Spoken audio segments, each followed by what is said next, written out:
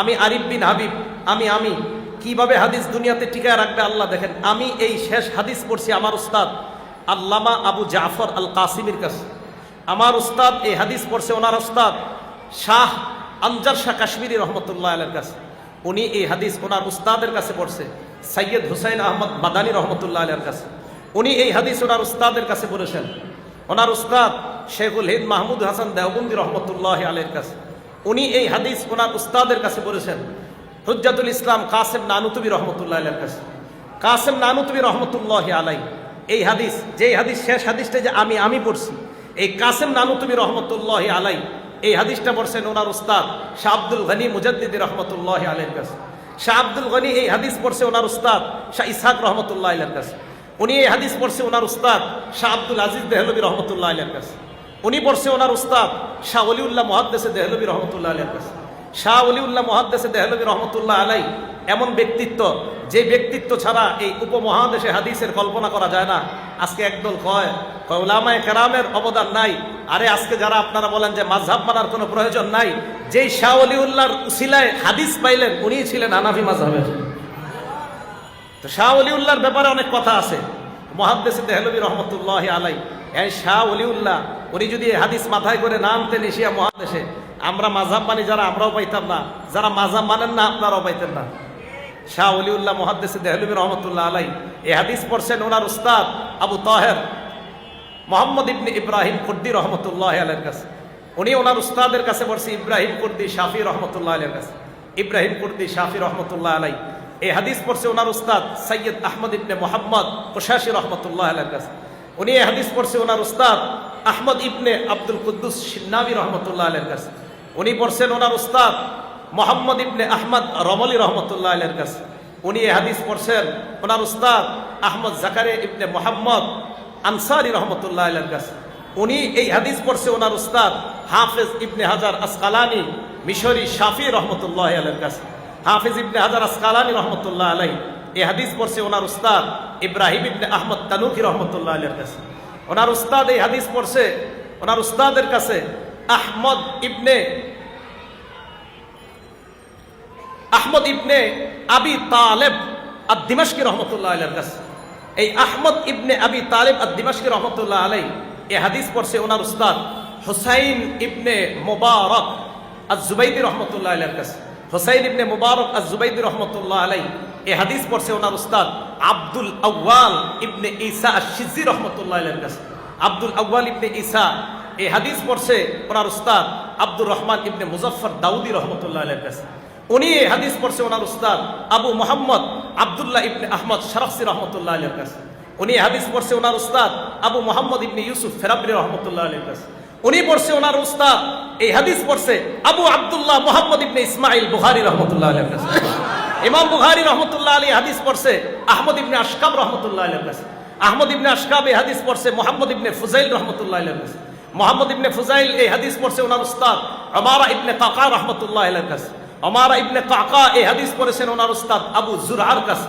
আবু জুরআ এই হাদিস পড়েছেন ওনার উস্তাদ আমিরুল মুমিনিন ফিল হাদিস আবু হুরায়রা রাদিয়াল্লাহু তাআলা আনহুর কাছে।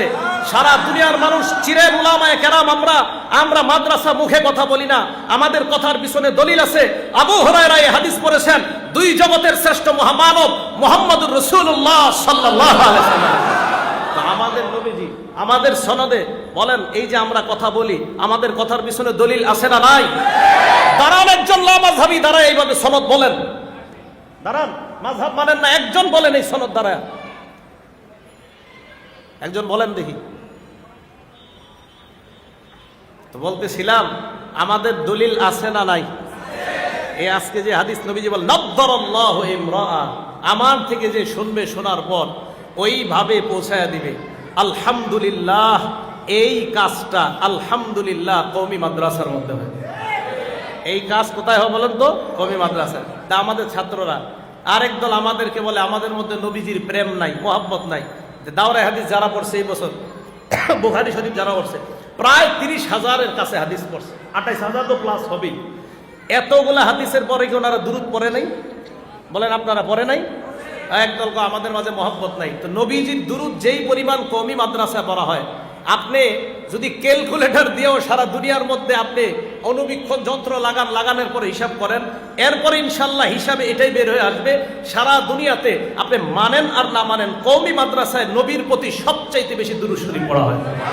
একদম সত্যি কথা। তাহলে এলেমের মর্যাদা, আলেমের মর্যাদা আছে না নাই? আল্লাহ আমাদের সকলকে এলেম এবং আলেম উভয়ের মর্যাদা যেন আমরা দিতে পারি, আল্লাহ তৌফিক দান করেন। এরপর এলেম যদি না থাকে এটার ক্ষতি কি হবে? সঠিক এলেম না থাকলে এটার ক্ষতি কি হইতে পারে? এক নাম্বার ক্ষতি পথভ্রষ্টতা। বলেন কি ক্ষতি? পথভ্রষ্টতা। মুসলিম শরীফের 101 নাম্বার হাদিস, রাসূল করিম সাল্লাল্লাহু আলাইহি সাল্লাম বলেন, ইন্নাল্লাহা লা ইয়াকবিজুল ইলমা ইনতিজাআন ইয়ানতাজিউহু মিনাল ইবাদ। আল্লাহ পাক রব্বুল আলামিন এই বিদ্যা, এই এলেম একবারে ছিনায় নিবে না। ওয়ালাকিন ইয়াকবিজুল ইলমা বিকবজিল উলামা। আল্লাহ আলেমদেরকে উঠায় নেওয়ার মাধ্যমে এলেম উঠায় নিবে। আল্লাহ আলেমদেরকে উঠায় নেওয়ার মাধ্যমে এলেম উঠায় নিবে। এজন্য ভাই, উলামায়ে কেরাম শূন্য হওয়া এটা আমাদের ভালো লক্ষণ না, এই লক্ষণ খারাপ। তাহলে আলেম শূন্য হওয়া যাবে না, আলেম শূন্য করা যাবে না। আল্লাহ রাসূল সাল্লাল্লাহু আলাইহি সাল্লাম বলেন যে আল্লাহ পাক রব্বুল আলামিন এলেম একবারে উঠায় নিবে না, বরং আলেমকে উঠায় নেওয়ার মাধ্যমে আল্লাহ এলেম উঠায় নিবে। তো এলেম যখন উঠায় নিবে তখন কি হবে? তখন হাত্তা ইদা লাম ইউবকি আলিমা, একজন আলেমও যখন আর পাওয়া যাবে না, মানুষ কি করবে? ইত্তাখাযান নাসু রুউসান জুহালা, মানুষ জাহেলদেরকে তাদের ধর্মীয় নেতা বানাবে। কাদেরকে? মানুষ কাদেরকে ধর্মীয় নেতা বানাবে? এখন এই জাহেলদের কাছে গিয়ে ফাস্তাফতাও, ফতুয়া জিজ্ঞাসা করবে। ফাআফতাউ বিগাইরি ইলমিন, ওই জাহেল সাহেব এলেম ছাড়া ফতুয়া দিয়ে দিবে। ফাদল্লু ওয়া আদল্লু, নিজেরাও পথভ্রষ্ট হবে, অন্যদেরকেও পথভ্রষ্ট করবে। নবীজি বলেন আলেম শূন্য হয়ে যাওয়ার পর তখন জনগণ জাহেল মূর্খদেরকে জনগণ তাদের লিডার বানাবে, নেতা বানানোর পর ফাস্তাফতাও, তাদেরকে মাসালা জিজ্ঞাসা করবে। ফাআফতাউ বিগাইরি ইলমিন, জাহেল নেতা এলেম ছাড়া ফতুয়া দিবে। ফাদল্লু ওয়া আদল্লু, নিজেরা পথভ্রষ্ট হবে, অন্যদেরকে পথভ্রষ্ট হবে।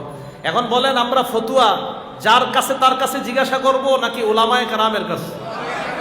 উলামায়ে কেরাম বলতে মুফতি সাহেবদের কাছে, যোগ্য হক্কানি মুফতি সাহেব যারা, তাদের কাছে আমরা মাসালা জিজ্ঞাসা করব। এটা হলো এলেম যদি না থাকার এক প্রশ্ন হওয়া।